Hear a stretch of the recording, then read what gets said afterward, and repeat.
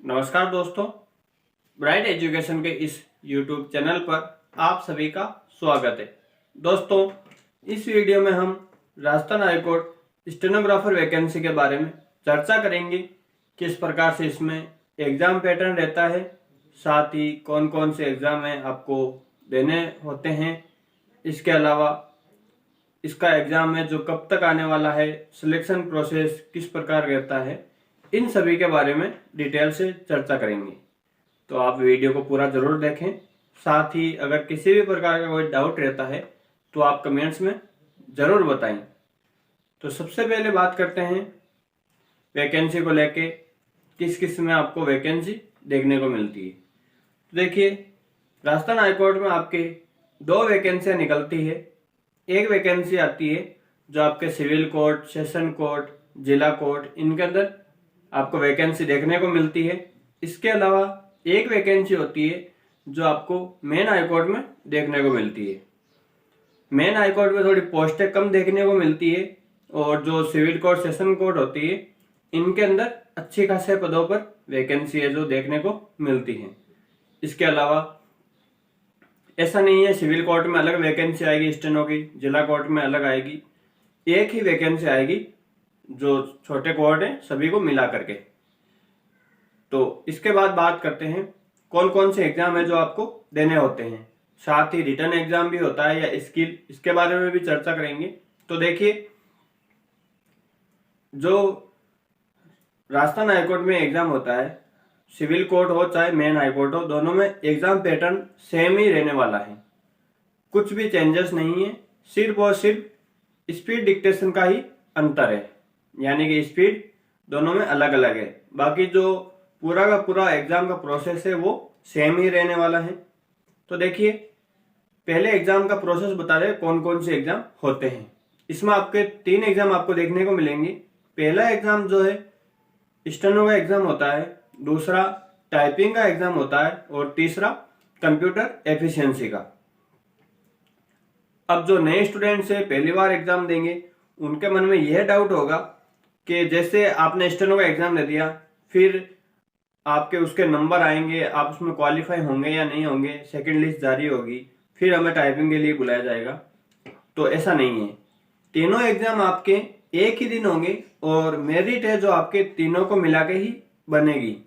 Number भी बताऊंगा कितने नंबरों की कौन सा एग्जाम होता है, वो मैं बाद में बात करूंगा इसके बारे में। पहले देखिए, तो तीनों एग्जाम है जो एक ही दिन होने वाले हैं। इसके अलावा जो सिविल कोर्ट, सेशन कोर्ट, इनके अंदर वैकेंसी निकलती है, आती है हाई कोर्ट के अंडर में ही है। ऐसा नहीं आएगा उसमें नोटिफिकेशन में कि ये जिला कोर्ट की वैकेंसी है, उसमें यही लिखा हुआ आएगा कि ये राजस्थान हाई कोर्ट की वैकेंसी है। तो जो इसके अंदर वैकेंसी निकलती है सिविल कोर्ट, जिला कोर्ट, इनमें उनके अंदर 70 वर्ड पर मिनट की स्पीड मांगी जाती है। सिर्फ 70 वर्ड पर मिनट की स्पीड मांगी जाती है। और जो मेन हाईकोर्ट होता है उसके अंदर 80 वर्ड पर मिनट की स्पीड मांगी जाती है। बस यही स्पीड का ही डिफरेंस है, और बाकी जो एग्जाम प्रोसेस है वो सेम ही रहने वाला है। अब टाइपिंग जो है, आपके टाइपिंग में भी आपकी स्पीड है जो 70 वर्ड पर मिनट की मांगी गई है, चाहे वो सिविल कोर्ट हो चाहे मेन हाई कोर्ट हो। इनके अंदर आपके जो टाइपिंग की स्पीड है वो 70 वर्ड पर मिनट की मांगी गई है। साथ ही जो कंप्यूटर एफिशिएंसी का एग्जाम है उसके अंदर आपको 10 से 12 क्वेश्चन ऐसे कुछ देखने को मिलेंगे। तो उसके अंदर भी आपको जो है इतना मिनिमम लगभग 10 मिनट के आसपास टाइम मिलेगा। अब टाइम को लेके बात करते हैं, कौन सा एग्जाम कितने टाइम का होता है, किस प्रकार से होता है, इसके बारे में भी डिटेल से बताते हैं। क्योंकि कई स्टूडेंट्स ऐसे भी होंगे जो बिल्कुल फ्रेशर है, पहली बार एग्जाम देंगे, तो उन्हें सब चीज का पता रहे कि एग्जाम किस तरीके से होता है, एग्जाम का प्रोसेस क्या रहता है। तो मैं बिल्कुल पूरा का पूरा बताना चाहूंगा किस प्रकार से जो आपका हाईकोर्ट में स्टेनो का एग्जाम होता है। तो देखिए, जब आप वहां एग्जाम सेंटर पर जाते हो, आपका एग्जाम रहता है, तो सबसे पहले आपका वो बायोमेट्रिक हो जाता है। आप एग्जाम हॉल में प्रवेश ले लेते हो, एंट्री ले लेते हो। उसके बाद क्या होता है, जैसे आप अपनी सीट पर बैठते हो तो बायोमेट्रिक वो सारा कंप्लीट होने के पश्चात आपके 2 मिनट का ट्रायल होगा। दोनों में सेम ही चलने वाला है सारा। अब अलग अलग नहीं बताऊंगा, सेम ही बता रहा हूँ। तो जो आपका 2 मिनट का ट्रायल चलेगा, पहले 2 मिनट की आपको डिक्टेशन लिखाएंगे। अगर आपको वो डिक्टेशन समझ में नहीं आती, आप लिखते हो तो स्पीकर में आवाज ढंग से नहीं आती, तो वहां जो इन्विजिलेटर होते हैं आप उनको बोल सकते हो, आप शिकायत कर सकते हो कि आवाज जो है बराबर नहीं आई है, सुनाई नहीं दिया है, स्पीकर में खराबी है। एक स्टूडेंट्स के तो रहेगी नहीं, या तो ज्यादातर के आएगी क्योंकि स्पीकर खराब रहेंगे तो। और जो आपके डिक्टेशन है वो पूरे सेंटर पर सेम ही बोली जाती है। ऐसा नहीं है आपके पास वाले हॉल में अलग डिक्टेशन चलेगी, आपके अलग डिक्टेशन चल रही है, ऐसा नहीं है। जो आपका पूरा सेंटर रहेगा उसके अंदर सेम समय पर सेम डिक्टेशन चलती है। तो जैसे ही आपका ट्रायल हो जाता है उसके पश्चात आपके जो है मेन डिक्टेशन बोली जाती है। मेन डिक्टेशन आपके 10 मिनट की बोली जाती है। 10 मिनट के अंदर 70 की स्पीड से आपको जो है डिक्टेशन लिखवाई जाती है।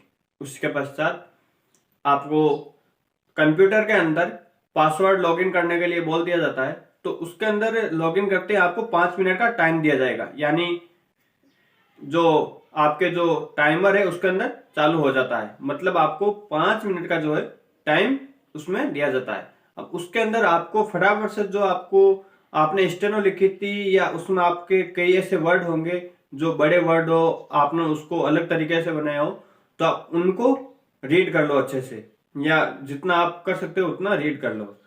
तो 5 मिनट के अंदर आपको वो काम करना है। उसके पश्चात आपका जो जैसे 50 मिनट, 60 मिनट, 65 मिनट जो भी ट्रांसक्रिप्शन के लिए टाइम मिलता है वो स्टार्ट हो जाता है।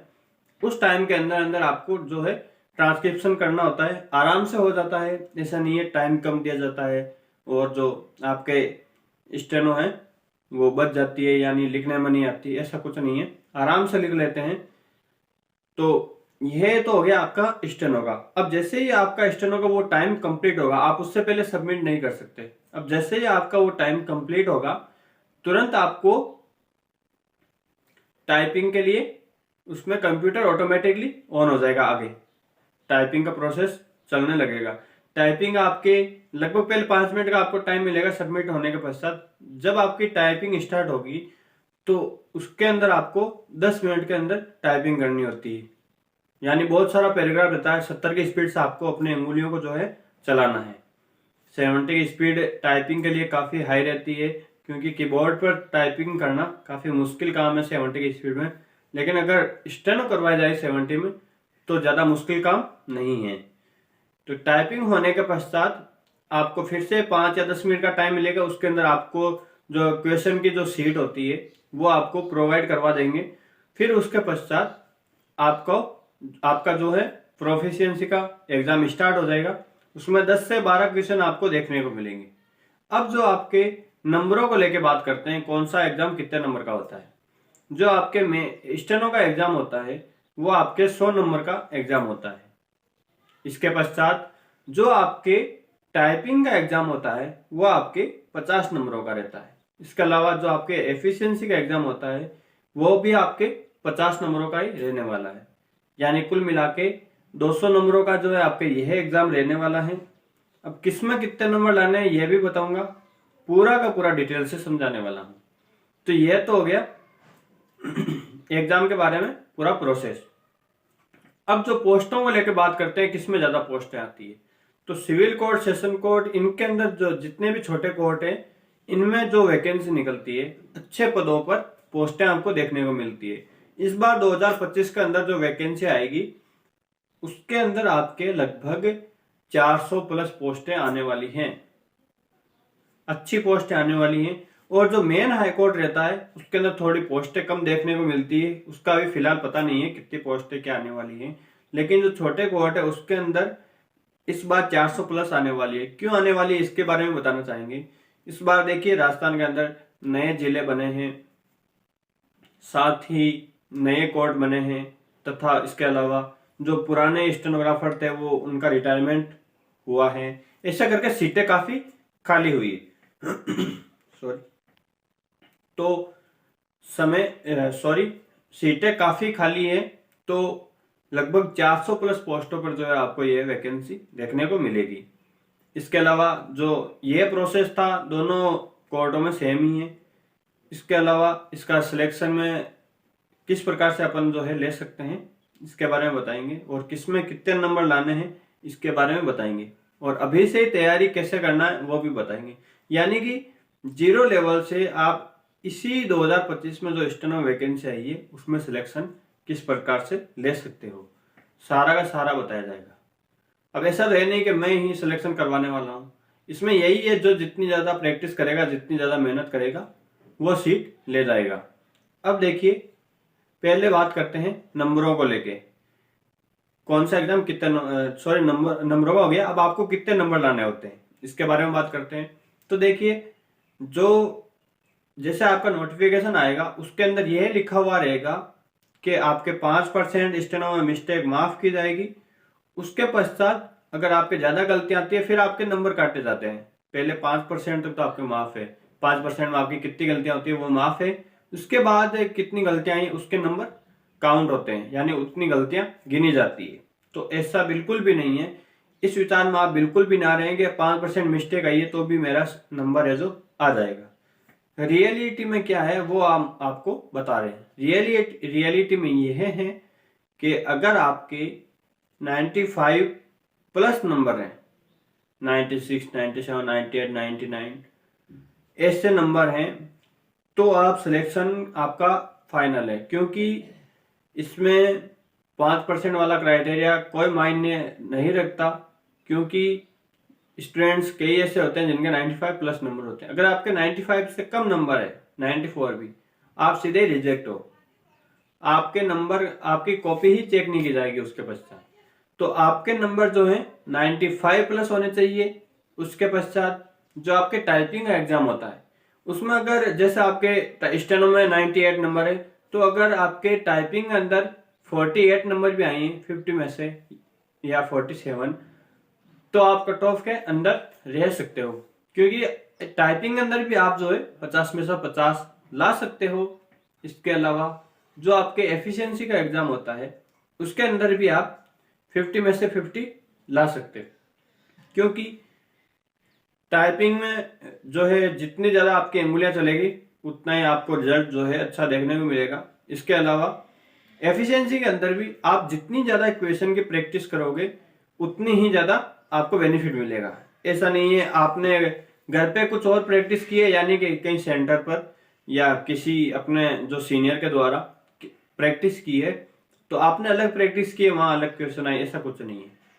सेम ही पूछे जाते हैं। एग्जाम्पल के तौर पर बता दूं, जैसे कोई वर्ड आ गया श्याम, अब उसको बोल्ड करना है तो आपने श्याम की जगह राम पढ़ा होगा जब आपने प्रैक्टिस की होगी, तो ऐसा कुछ चेंजेस आ सकता है। ऐसा तो है नहीं बोल्ड की जगह और अलग नाम आ जाएगा कुछ अलग ही प्रकार का तो उसको भी बोल्ड करना है, ऐसा नहीं है। तो लगभग जो आप प्रैक्टिस करोगे उसी में से ही आता है, खाली जो है नाम का चेंजेस रह सकता है। तो आप इसमें भी 50 में से 50 लाने के आपके अच्छे चांसेस रहते हैं। लगभग आपके टोटल नंबरों की बात करें तो 200 में से आपके अगर आपके 190 प्लस नंबर रहते हैं या अबव भी रहते हैं, ज्यादा जितनी ज्यादा अबव रहेंगे उतना ही ज्यादा आपको बेनिफिट मिलने वाला है, उतना जल्दी आपका सिलेक्शन प्रोसेस रहने वाला है। अब डिक्टेशन को बात करते हैं। डिक्टेशन किस प्रकार की आती है राजस्थान हाईकोर्ट में? तो सीधी सी बात है, इस एग्जाम के अंदर आपके जो डिक्टेशन है वो लीगल मैटर की डिक्टेशन पूछी जाती है। कई स्टूडेंट्स ऐसे बोलेंगे कि आपको कैसे पता लीगली आती है, अलग क्यों नहीं आती है? इसका सीधा सा जो आंसर है वो यह है कि हाईकोर्ट के अंदर किस प्रकार की वहां अंदर जो बहस है वो चलती है, आपने कभी देखी होगी या न्यूज में कहीं पर भी पढ़ी होगी। तो आपके जो डिक्टेशन आएगी ना वो हाईकोर्ट से रिलेटेड ही आएगी। अंदर किस प्रकार से जो चलते हैं फाइल वगैरह, वैसी ही आपको डिक्टेशन देखने को मिलेगी। जैसे किसी प्रकरण से संबंधित हो गया या कोई गिरफ्तारी के वारंट से संबंधित हो गया या कोई अलग मामला हो गया, तो ऐसे ही जो कोर्ट से रिलेटेड होते हैं उन्हीं के बारे में भी आपको डिक्टेशन देखने को मिलेगी।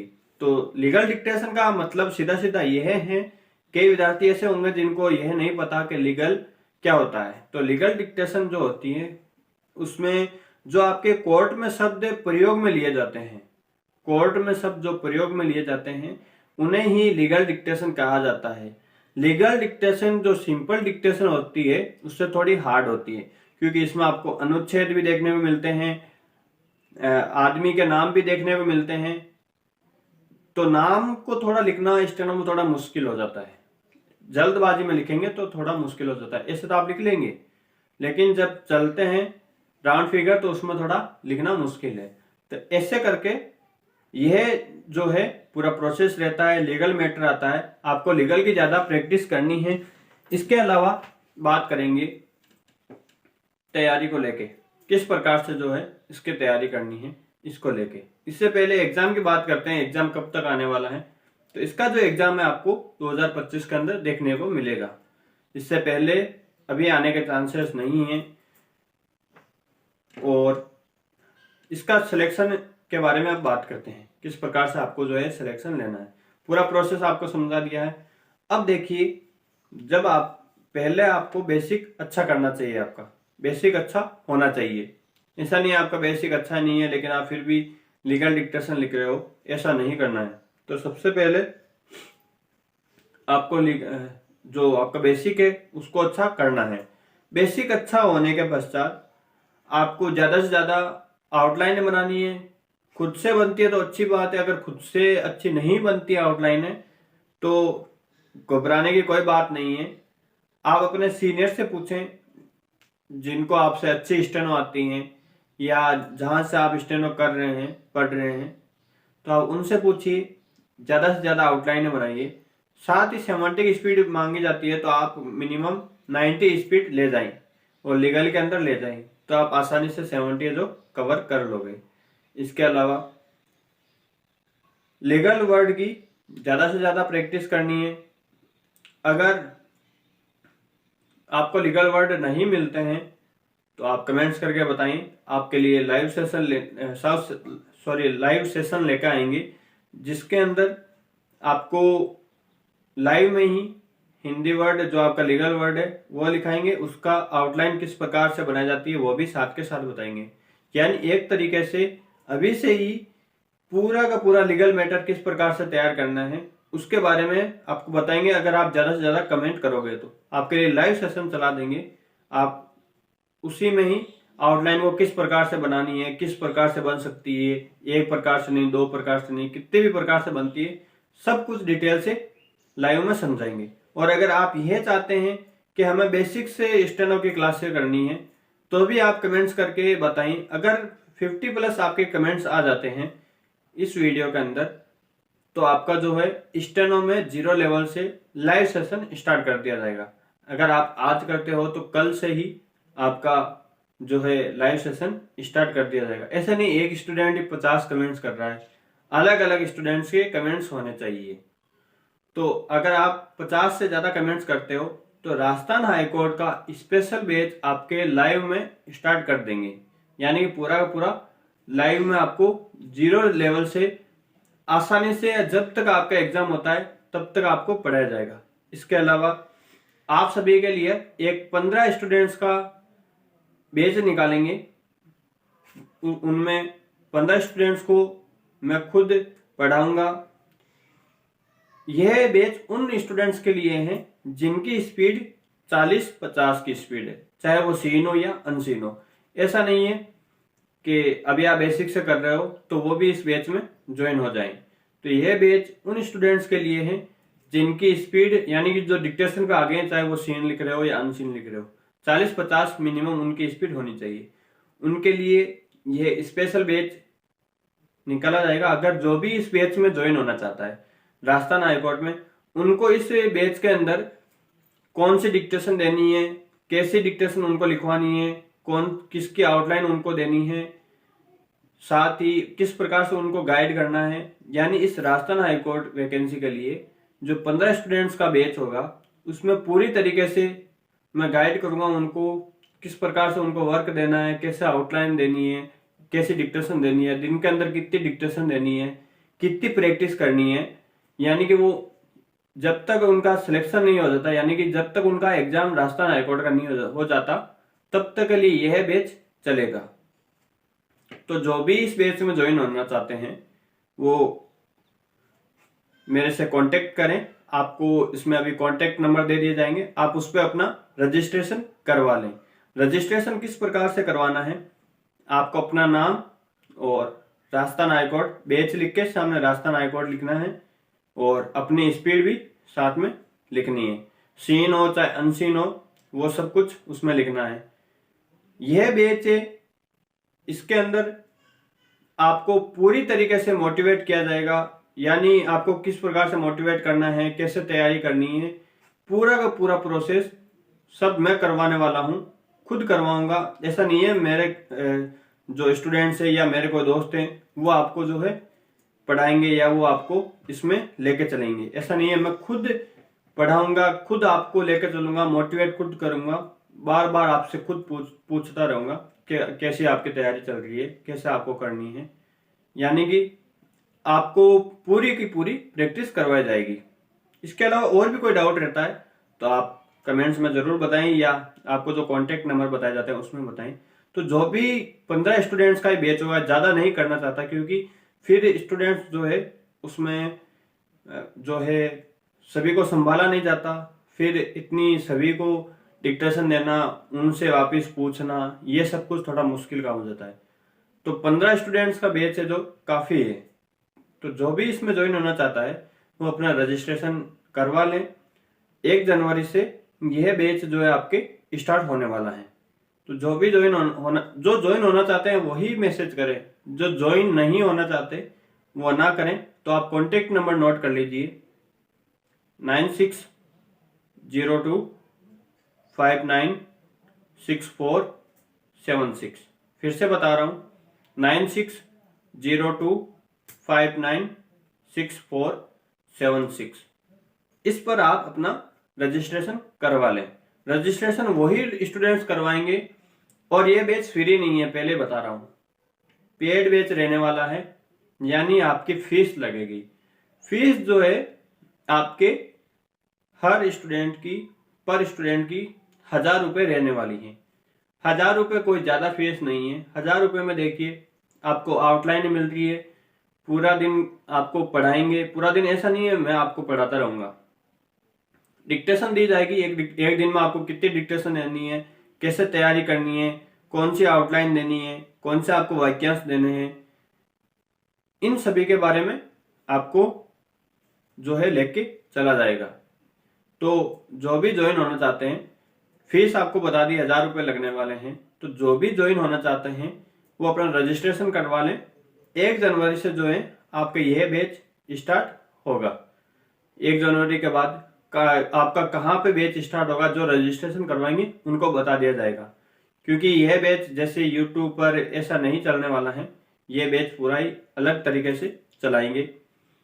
तो तैयारी है जो आपकी 100% के साथ अच्छी हो जाएगी। जो भी ज्वाइन होना चाहते हैं वो ज्वाइन अवश्य करें। इसके अलावा और भी किसी प्रकार कोई इस वैकेंसी से लेके कोई डाउट रहता है तो आप कमेंट्स में जरूर बताएं। धन्यवाद।